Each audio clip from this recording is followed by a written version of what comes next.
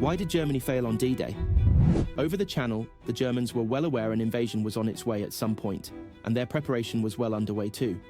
Beginning in 1942, Hitler poured a lot of time, effort, and resources into the construction of his Atlantic Wall, a series of fortifications that ran along the European coast, from Spain to Denmark. This included gun emplacements, barbed wire, beach obstacles, and mines, many of which were in Normandy. Hitler made Field Marshal Erwin Rommel responsible for the wall's defenses in late 1943.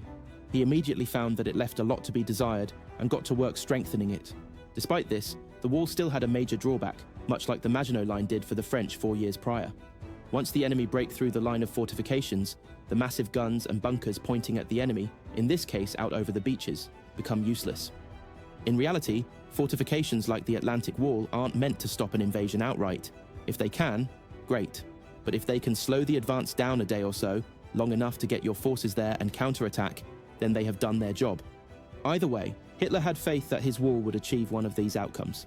He went as far as saying that he was the best fortification builder the world had ever seen. In total, roughly 3.7 billion Reichsmarks went into it, including millions of tons of steel and concrete, the equivalent of about $200 billion today.